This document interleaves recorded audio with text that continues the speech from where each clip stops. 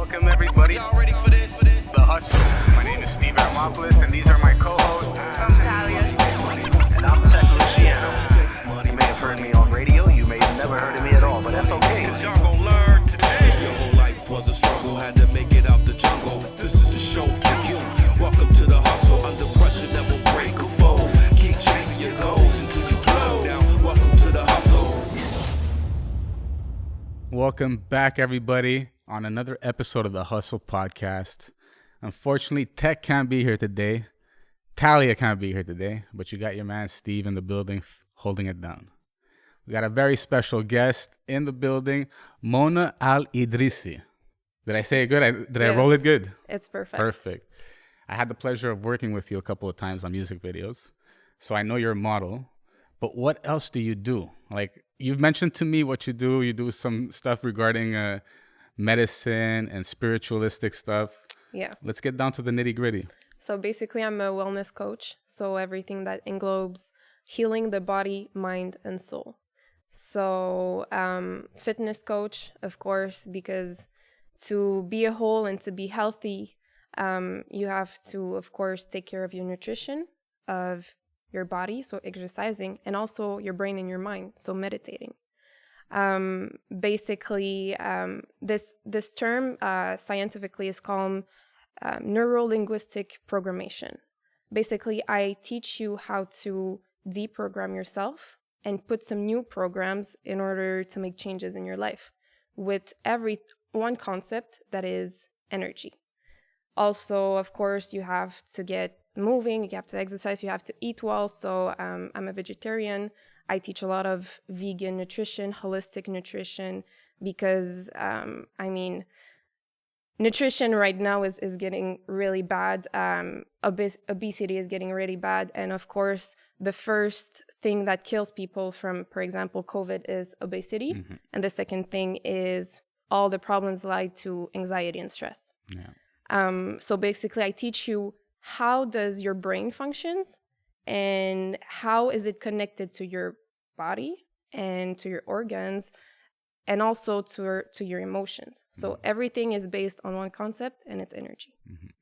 Frequency and stuff like that. We had a guest recently on the show, Marcus Long Life Productions, and he was talking about metaphysical crystals and things about frequency, eating right.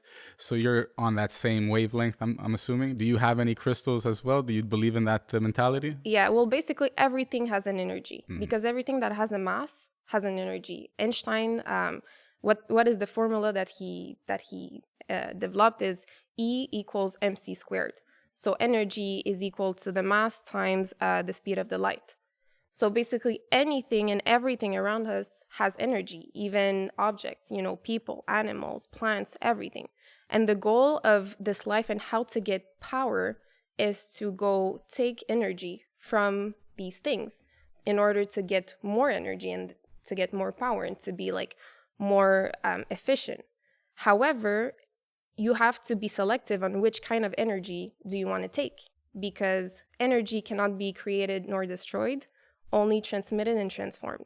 So every time that you're around things or people, there's energy flux that we are transferring one to each other, and people are on different frequencies, objects too. So basically, when we exchange that, if you are around people, around things that are low in frequency, that's what you're going to attract also. However, if you go search your energy from plants, which are high frequencies, crystals are high frequencies, or even people that are on high vibrations, that's where your energy is going to get better. So that's why you say surround yourself with the good people, because it's all a matter of energy. Yeah. And when did you decide to adopt this philosophy, basically? What was the turning point in your life that you said, I want to start? I left my parents' house at 18. So, I had this hustle mode coming in, because when you're by yourself, you don't really have a choice. You have to pay your bills, you have to do that. And at this time, I started modeling at 17. I always loved doing that. It gave me a lot of self-confidence. Mm-hmm. And also being with the show business people, it's fun. It's good to network too. Yeah, way. It's a great network. And Montreal is there's a good showbiz business in Montreal, and it's close people. So I really liked that. However, I was accepted in university in engineering, like I didn't have a choice. My parents, they're Moroccan, Muslim, it's like you're You gotta either do it. you're either doctor, lawyer, or engineer. So I was accepted. However, I really felt it wasn't me. So I left my parents' house and I decided to follow my passion, which is cooking. So I went to cooking school that teach me French cooking, but French cooking is full of fat, sugar, meat. Sounds delicious. Nothing really healthy. And it's crazy because in 2 years of cooking class, we never had one class about nutrition. So this being said, after this finished, COVID happened.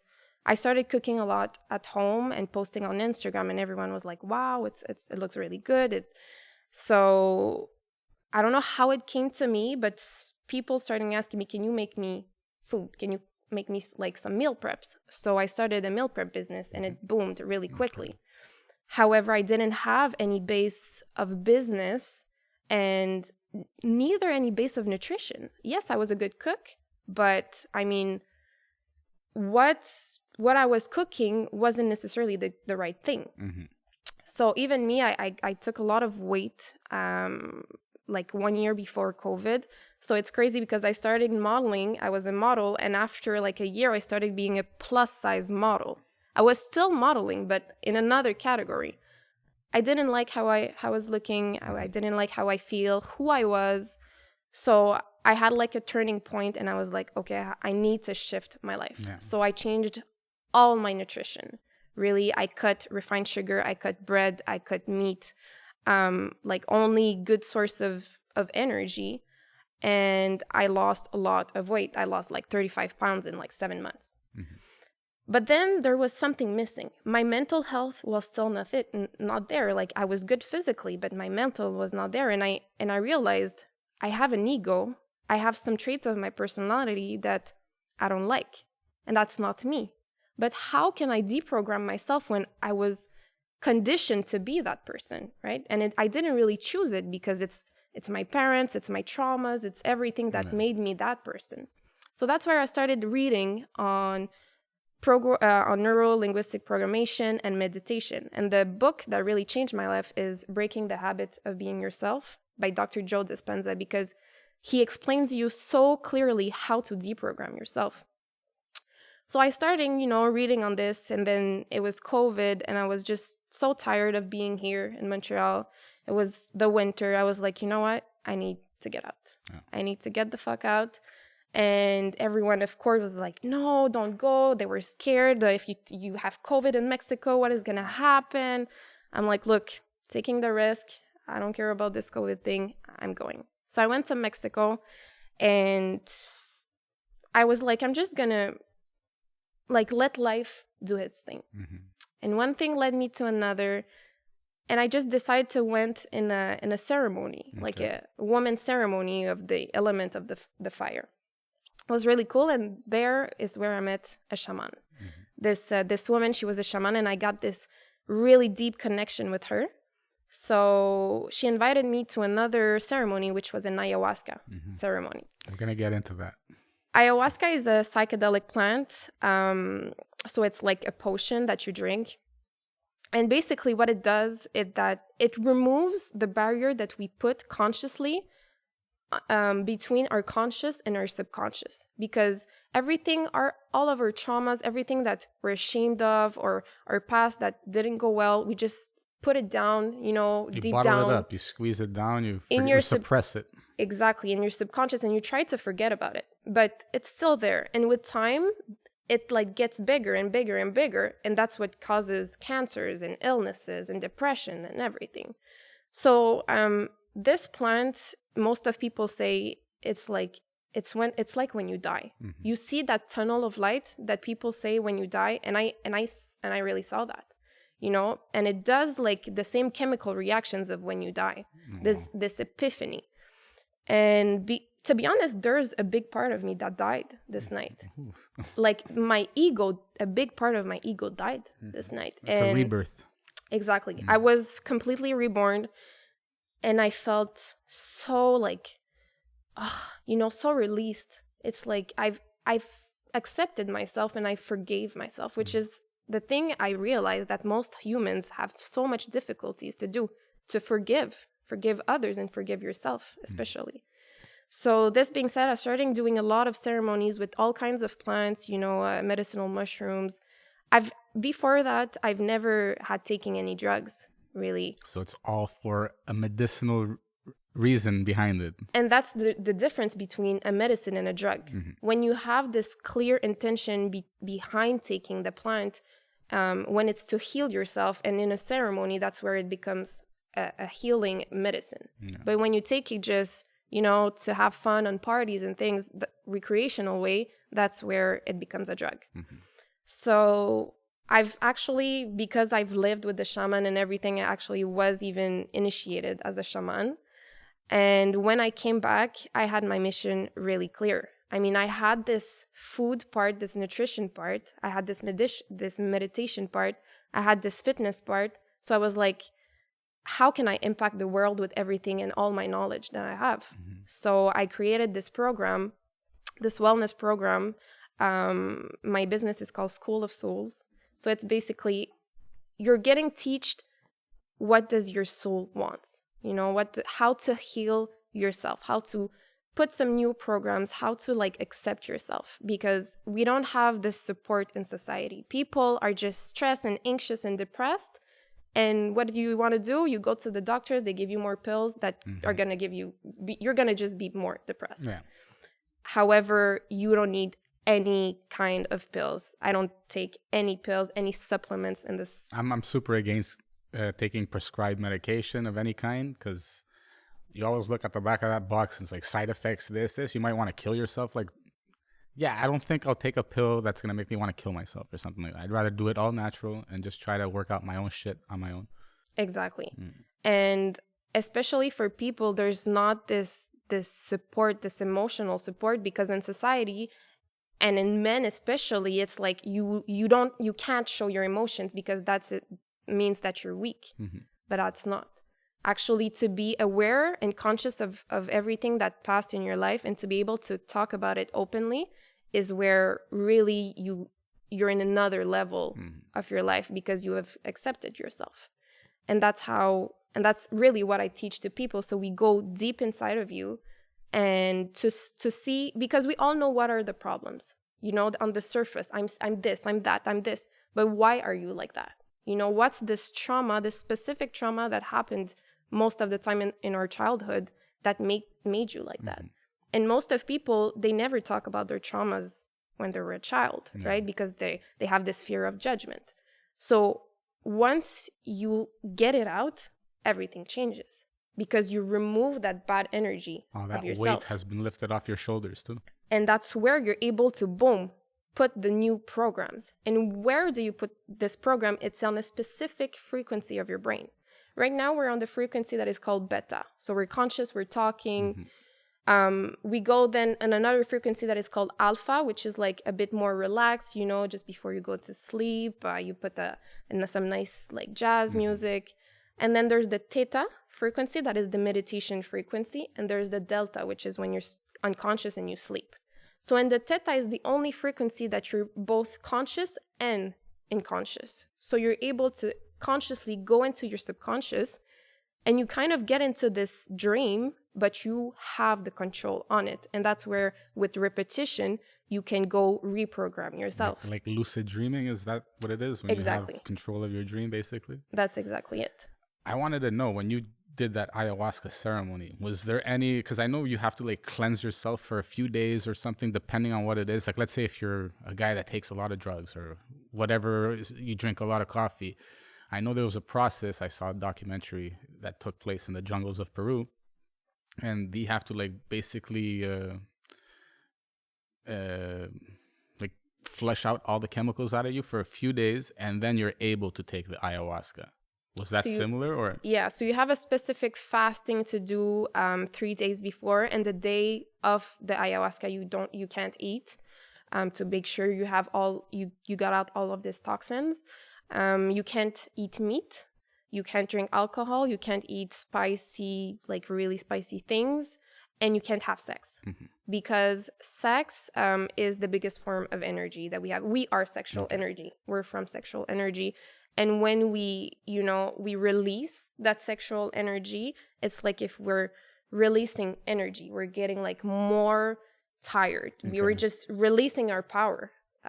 However, when this process of sex is made with two people that are on the same vibrations of love, that's where the exchange is equal, so you don't lose this energy because you get it back from your partner.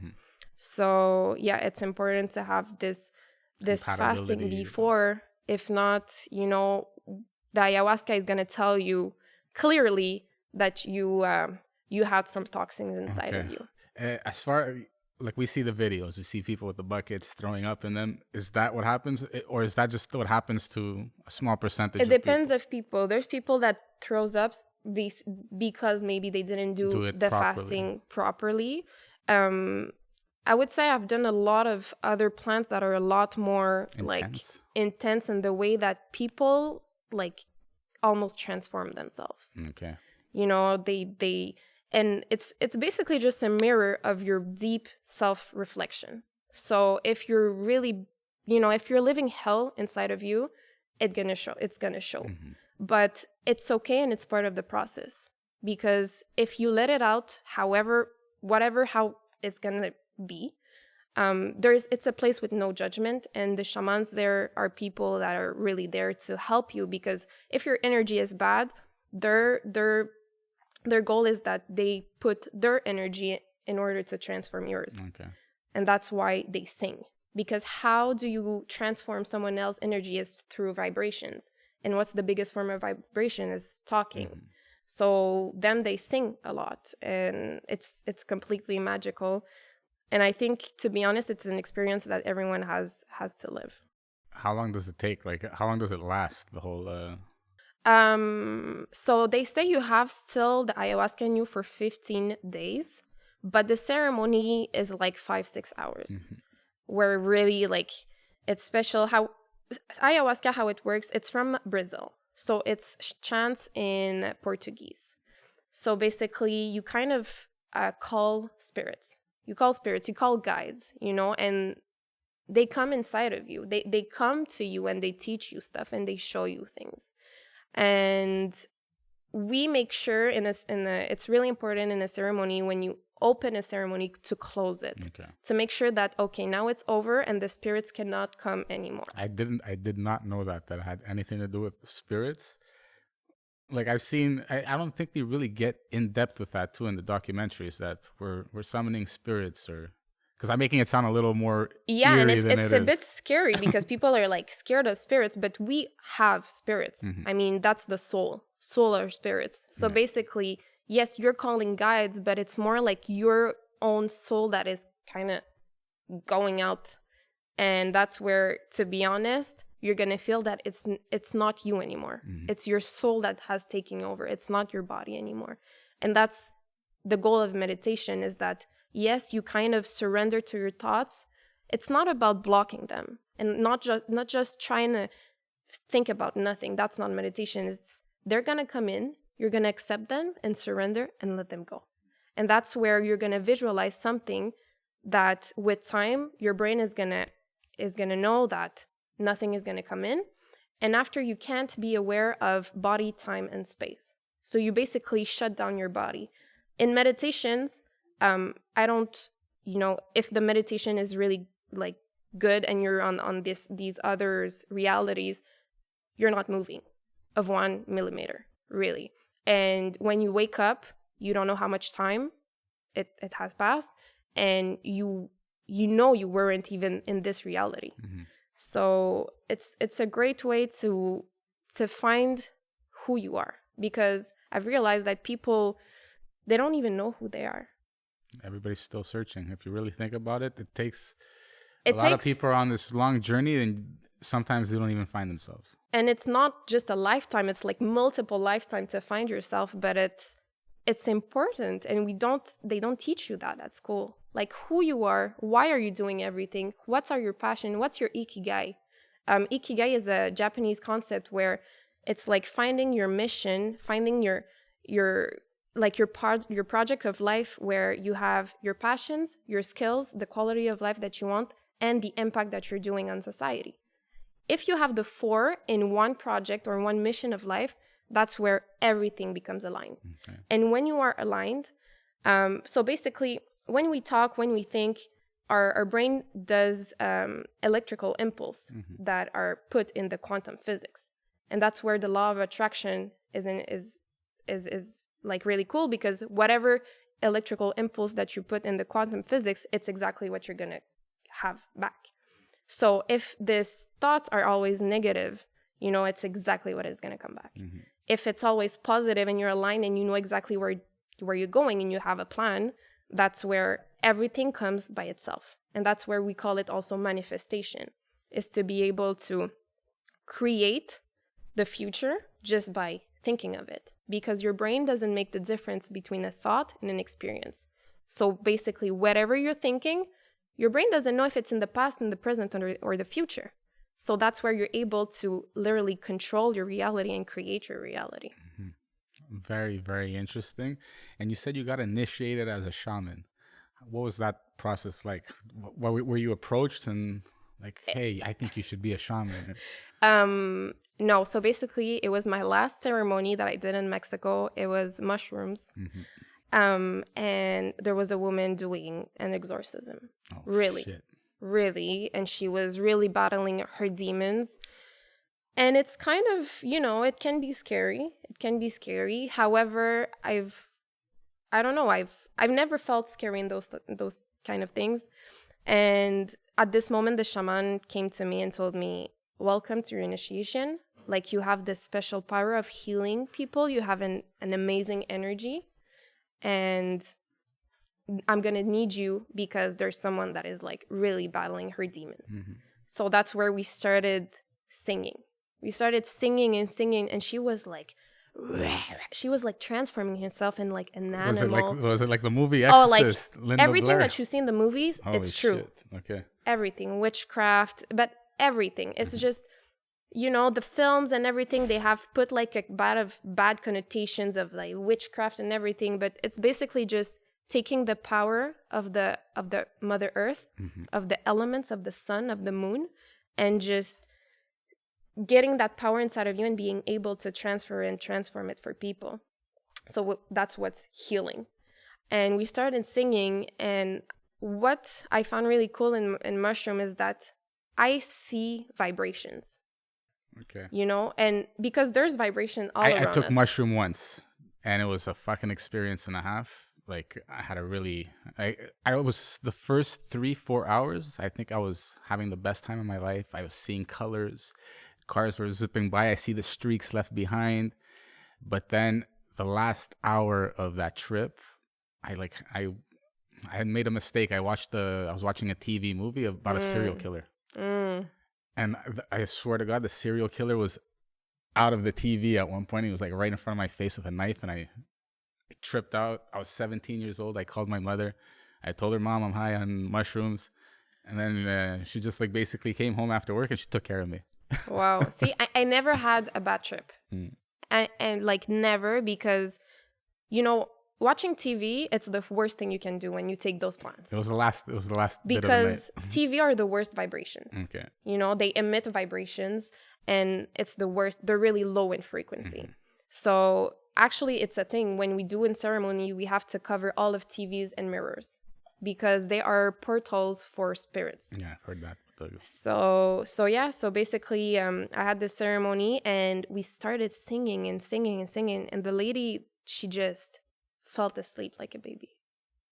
So that's where I was like, oh shit, okay, this shit is real. And this is all recent too. This was the summer. The summertime. Wow. And when I came back, you know, I was a little bit anxious at the beginning, because I was like, I loved Mexico so much, and I wanted to move there. Same. I've been. So I was like, you know, Montreal is difficult because we're so disconnected.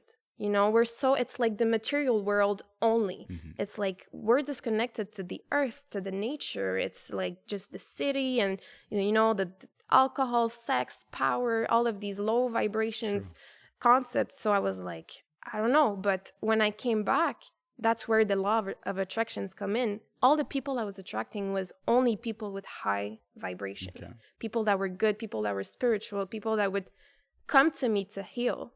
And that's where I really saw, okay, I think I have this power of, you know, people feel really confident with me. People feel like there's nothing I can judge. Mm-hmm. And so when they feel that they're able to open themselves. So basically I'm your nutritionist, I'm your psychologist, I'm your therapist, I'm your fitness coach, I'm your friend. I do everything with you to be able to like go deep inside of you and know, okay, what's the problems, why there is this problems, and now what can you do to change them? Because that's the most important part, right? People, they know their problems, they don't want to take action to do it. I think it's also super important that you mentioned, like, you went to Mexico for this, you know what I mean? You're surrounded by ancient civilization. I'm pretty sure you visited Tulum and Chichen Itza and all these places. It's a whole nother vibe. Like when you're standing in front of that big pyramid and you know that there's this ancient civilization that was so in touch with nature and all that, it really puts things into perspective. And the fact that you get to bring it back here to Montreal for people, something special. Yeah. So I'm doing retreats here, you know, the retreats of 2-3 days. That we go out of the city, we're going to chalet, really connected to nature. I do ceremonies for like a night, and I have my program, and the goal is to do some ceremonies in Mexico too. So I'm going back in December, and I'm actually doing my papers to be a resident there, so I can, you know, open a business there and be able to teach and show to the Canadian, like, look this other life here that is totally different. And when you see that, you're like, okay, so what is life? Everything that I was taught in Montreal, is it really the real life? Is it what I want?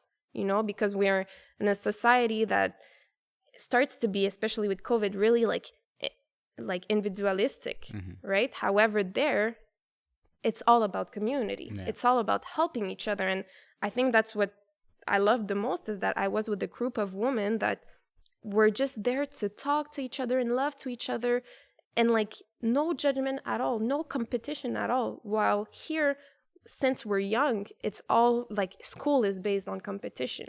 It's a rat race. Like we were talking earlier, it's a rat race. It serves to put you in a box.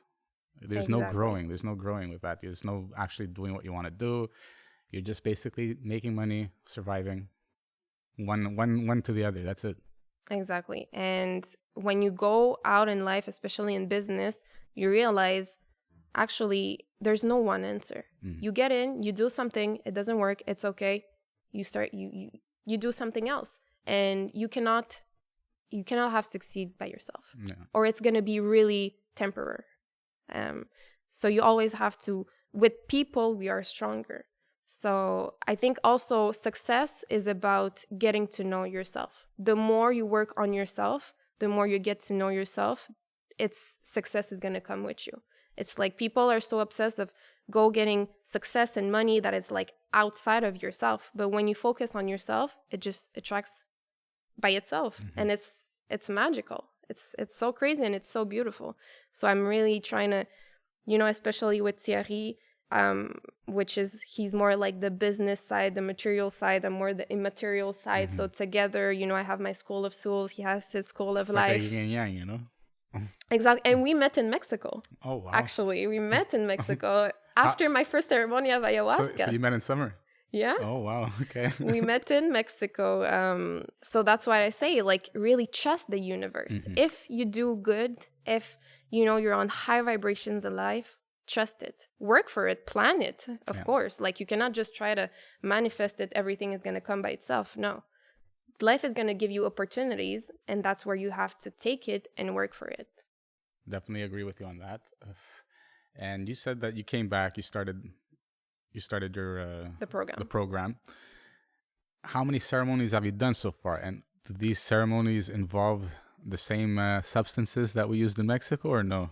I have a lot of kinds of ceremonies. So there's a lot of medicinal plants. You know, there's, you know, I mean, marijuana or Santa Maria is one of them. There's rape, which is like tobacco, which are less stronger plants, but also any kind of, just lavender and teas and mint, they're medicinal plants. Also cacao, we do ceremonies of cacao. For the, more like ayahuasca mushrooms, it's really different. I am in a lot of groups that we do that. Ayahuasca is actually, it's connected with the moon, so we do it every 15 days. Okay. So I do that with a certain group of people. However, my retreats, they don't have yet those. There's a certain process you need to. And it's not everyone can do it. Also, it's like there's a big process of questioning the person. You have to like pass this interview before, to make sure that your energy is going to match with the energy of the ayahuasca. Because also, we want to protect our energy. People that come in with no intention, that's not what we're looking for. We're looking for people that are coming to heal themselves with specific intention, and then we're there for that. But if it's just for fun and recreational, we don't want that. Like you said, it's for fun, recreational, which I don't really think people are, unless they're like serious drug addicts, like that like to partake in everything, and they're like, oh, I gotta try ayahuasca once. I think the people are really coming for what we were talking about. They're coming to heal themselves. They're coming to dig up the past trauma and like literally trying to move forward. But like you said, you also have to protect yourself, because I've heard horror stories of around the world that people that try to bring this ayahuasca into their ceremonies in so England or something like that, and you don't know how that person is going to respond to it. And if something bad does happen, you're held responsible because you're in charge of that ceremony. Have you heard of any crazy situations like that? Yeah, I've saw a lot of fucked up shit, to be honest. There is also these much bigger, much stronger medicine in Mexico. One is called Bufo. What is that? Bufo is a secretion of a frog. Oh my God. Yes. It's that frog that you lick, eh? I think there's in Simpson like The this Simpsons, thing. yeah. Yes. Well, you don't really lick it. It's actually taking from the animal without any cruelty. And there's some that is converted, like that is crystallized also. So there's many of them. These are really strong, and it's like really quick. It's like a 15-minute travel. But it's only a one-on-one thing with the shaman, because it's really strong, and people can get so like traumatized by what they're gonna see that it can be dangerous. You didn't do a Bufo trip? Not yet. I'm doing it on December. However, it's all the time about how you're feeling with yourself. I've never had a bad trip because I'm only on high vibrations of life. All my traumas, I let them go. I've accepted myself like I am, and I'm just working to be a better person every day. However, if you have a big baggage, a big traumatized past, for sure it's going to get out in a really special way. But I mean, after that, it's really going to be worth it. It's super interesting. I can't wait to hear about what happens in December. Yeah. Because I'm going to be really interested in that. You mentioned Bufo. What's that other one? You said there was another one that's super strong, or? Yeah. So there's another secretion. It's less strong in the sense that it's less of psychedelic. It's called Kambo. Okay. So they kind of burn you, little burns, and they put the secretion. So directly, what it's gonna do, you're gonna throw up. Okay. So it's like just a venom. However, this ceremony is like focusing on whatever you're going to throw up. It's all the bad, all the trauma, all the bad energy. And since your brain doesn't make the difference between a thought and an experience, you can trick your own brain to think whatever you want. So if you're really concentrated to see that, and you're really aligned, and you really think it's going to do it, then your brain is going to associate this visualization of throwing out with really bad things coming out. So you're going to feel better after. So there's so much kind of ceremonies they do there, but it's so cool because at least, everything is from the earth. Yeah. It's good.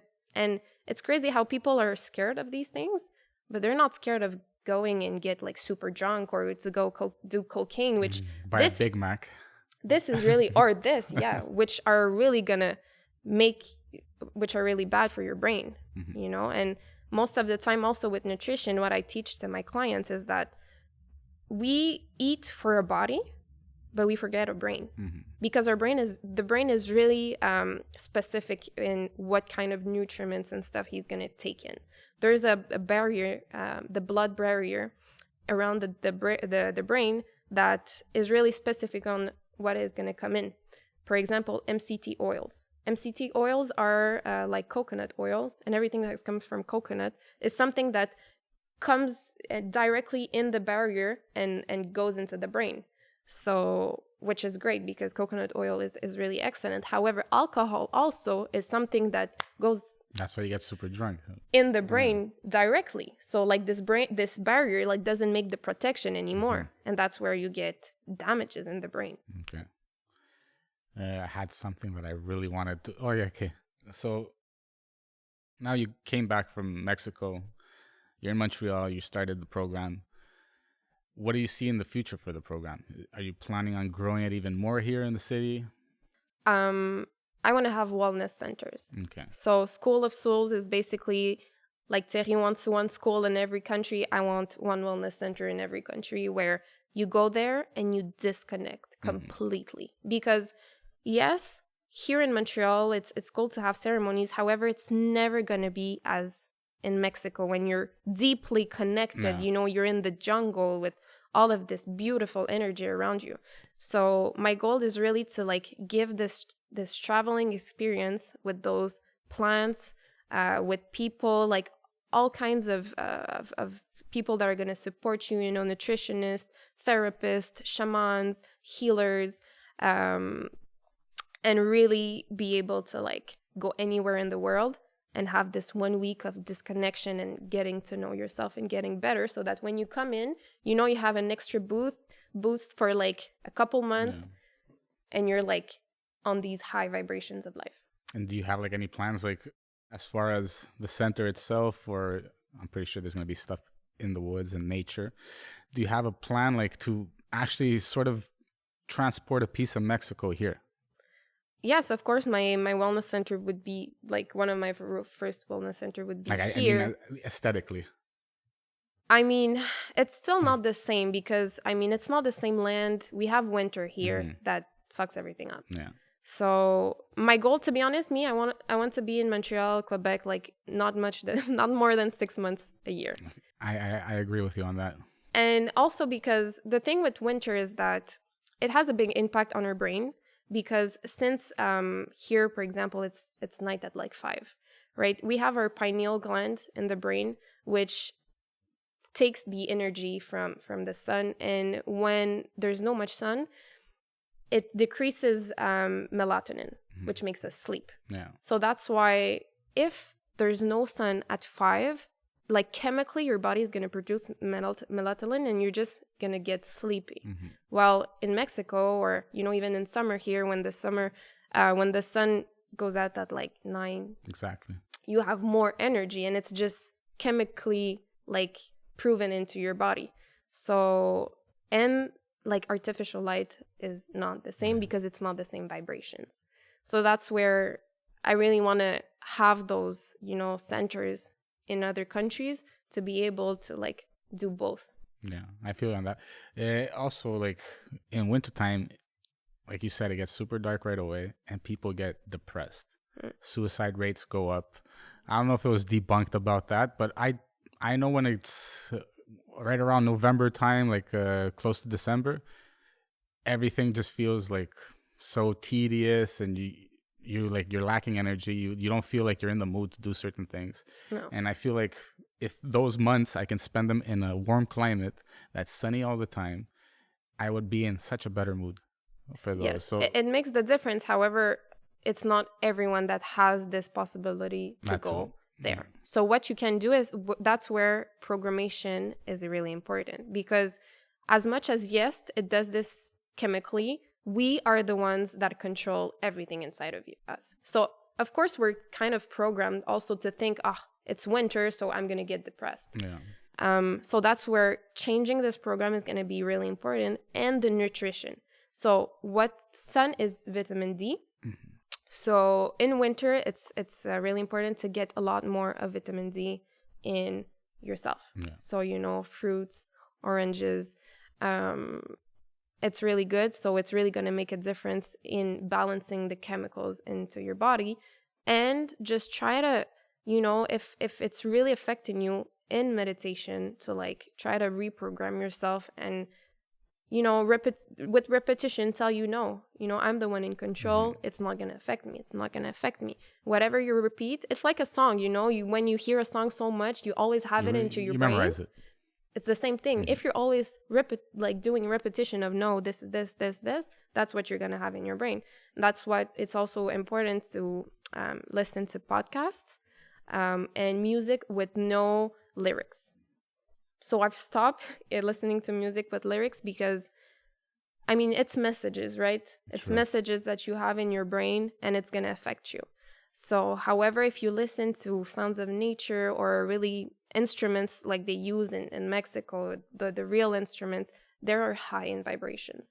So at least you're going to have sounds, but you don't going to have thoughts of someone else coming in all the time.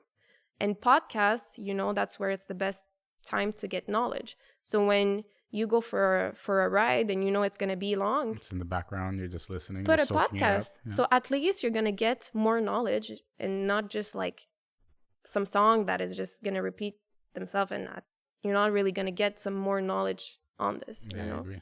As far as healthy eating, I know you always haven't been a vegetarian, right? No, exactly. The Moroccan side of you. Oh, Let's hear about some. When did it start? When did you say I don't want to eat tagine anymore? It's in Mexico. It was in Mexico? In Mexico, I had this in a meditation, this big epiphany where I saw, I was like in another reality. I saw all of these animals. They were crying. They were actually so happy. They were so happy, and they were living, and that's where I had the message. Why should we go against their happiness? Why should we kill them to get happiness for us? Because it's like it's just society that said that you always need your protein, and protein only comes from milk and from meat. Look, I've been changing my diet a bit lately. I've been eating too much meat and basically too much bread, and like you just mentioned, you're cutting out the bread, cutting out the sugars. I just started cutting out the bread, and it's already starting to fuck with my mind because I'm Greek. I need bread with my food. So now it's like I have a new routine in the morning. I wake up, I eat fruits, I eat some watermelon, I eat those little orange thingies from Colombia. I forgot what they're called. I think they're called lulo, but delicious. I eat all these veggies. I cut out the bread. I'm trying to really cut out the sugars, and I'm already feeling so much better. Also, this concept of energy, I read this in one of the most difficult yogas of Hinduism. I said energy cannot be destroyed. So basically, these animals, they have an energy. When they're going to get killed, they know they're going to get killed. So they have this fear of death inside of them. So when they get killed and the meat is processed, that's what you're eating. You're eating there's that fear. the fear of death inside of this meat. So that's what you're eating. And that's what makes you feel bad after. Exactly. Because this energy cannot be destroyed. It's just a principle of physics. So when I read that, there's something that shifted in my brain. Because was it that easy though? Tell me, how hard was it to say I'm never gonna eat a steak? I think because also I was in the, I was in Mexico, and in the surroundings where there was a lot of people that are also vegetarian and vegan. It was easy. When I came back, I was offered some meat, and to be honest, I tried it, and I felt like I ate an animal, directly. Oh my God. I can't. I can't anymore because I've really put that program into my mind that I can't. So no, it hasn't been difficult. However, what's the issue with that is that you have to make sure that you get your proteins from vegetable source. And it's all right because proteins are what gets us our energy. Yeah. So the fact that I've been in cooking school and I love so much nutrition is it's great because I take the time to cook. and I really go search for the best nutriments and the best, proteins, but everything in the vegetal world. And what kind of food are you cooking? Like if I call you right now and I say, I need the meals for the whole week, what are you prepping me? I would say, quinoa. I do. So you always need to have like a portion of protein, a portion of carbs, and like 2 portions or 3 portions of veggies. So where you go get your protein is in lentils and quinoa and grains, and nuts, and beans.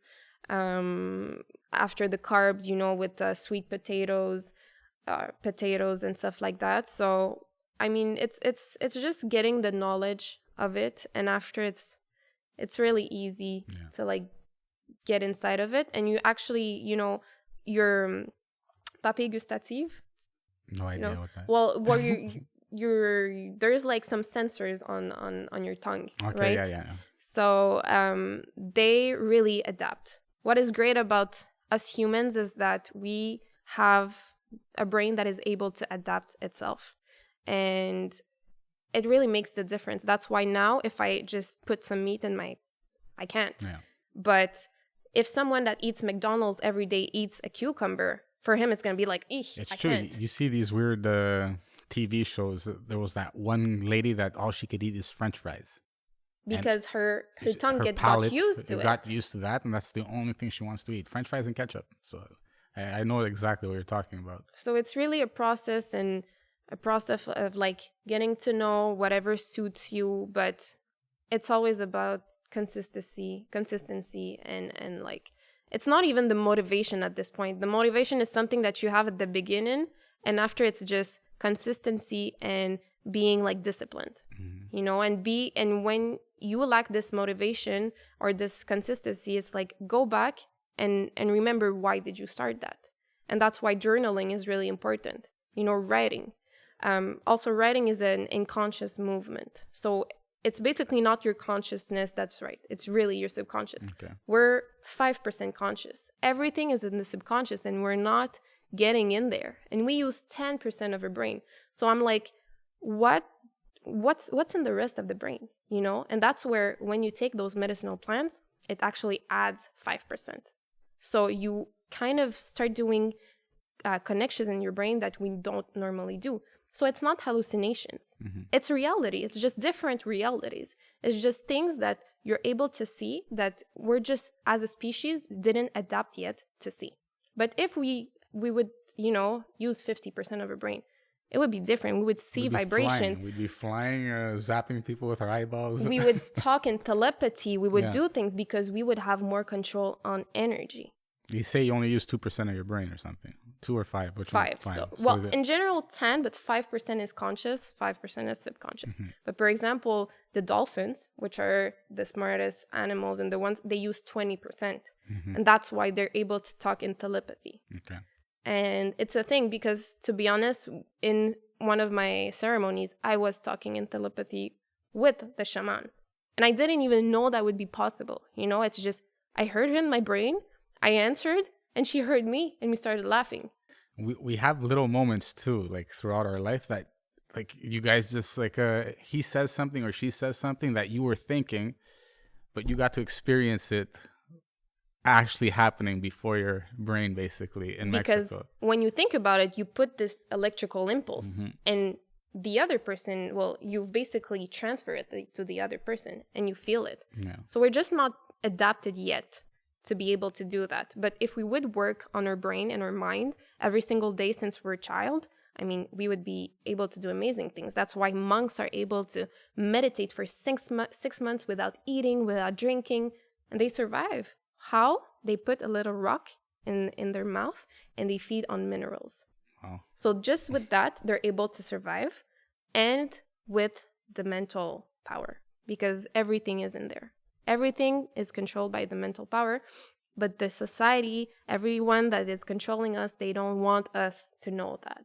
Right? Yeah, if everybody's using 50% of their brain, it's going to be a real problem on the world, because you're going to have all the powers that be. They're going to be afraid that you know too much and you have too much power too much control of your brain. You're able to think for yourself. And there's so much secrets of life, this civilization of Egypt, the Greeks, the Greek gods, just the Vatican, right? There's a whole big library that no one can access because it's secrets of life, secrets of society that they don't want us to see, because people with that power, they use it only for power, money, and sex.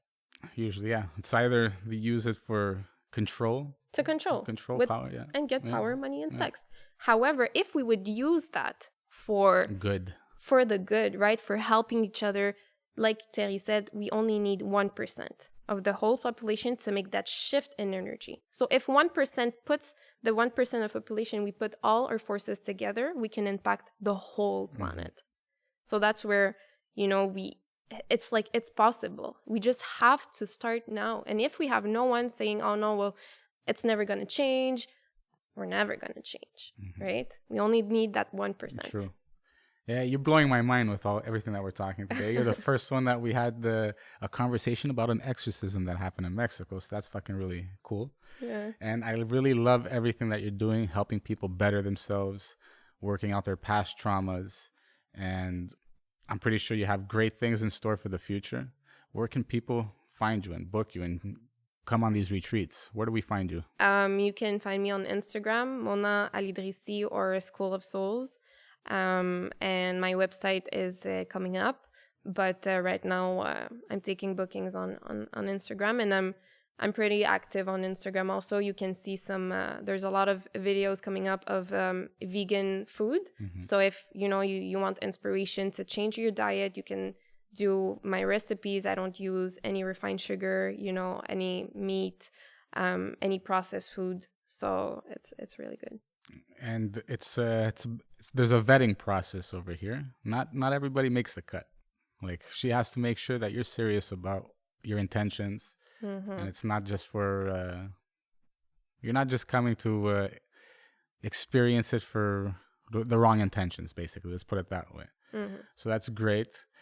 Now I need you to pick up that gem, that diamond, and you've been dropping a lot of them all day. Yeah. Well, now you got to drop the ultimate gem and tell the people what they need to do to better their hustle, better themselves as a person.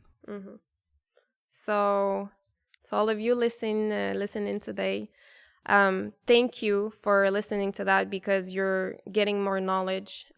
You're getting more to get to know yourself. So the thing I could tell you is go deeply inside of you, get to know who you are. Why are you on this earth? What is your mission? And how are you going to be able to impact the world? And make sure to eat good, drink a lot of water, exercise, meditate, and just spread positive energies around you. You heard that, guys. Stay positive, be on that wavelength, and just help people and be a good person in life. Thank you, everybody, for watching another episode of the Hustle Podcast. And thank you, Mona, for being on the show. Thank you so much. Salute. Ciao. Welcome, everybody. Y'all ready for this? The Hustle. My name is Steve Armopoulos, and these are my co-hosts. I'm Talia. And I'm Tech Luciano. You may have heard me on radio. You may have never heard of me at all, but that's okay. Cause y'all gon' learn today. Your whole life was a struggle, had to make it out the jungle. This is a show for you. Welcome to the hustle. Under pressure, never break a fold. Keep chasing your goals until you blow. Now, welcome to the hustle. Take money, make money, build a future forever. Even in stormy weather, we execute for treasure. The grind is real, got the willpower. Terrence Howard, hustle and flow. Rain, sleep, or snow. The odds against me for sure. I kick down them doors when they close. A sharp shooter of motivation that leave bullet holes. We're in the zone, get focused, song. Stay on your toes. Hustle, welcome to the show. If your whole life was a struggle, had to make it out the jungle, this is a show for you. Welcome to the hustle. Turn nothing into something, cut the product, watch it bubble. This is a show for you. Welcome to the hustle. See the vision with precision, put the pieces to the puzzle. This is a show for you. Welcome to the hustle. Under pressure, never break a fold. Keep chasing your goals until you blow. Now, welcome to the hustle. Get well introduced to all three of us.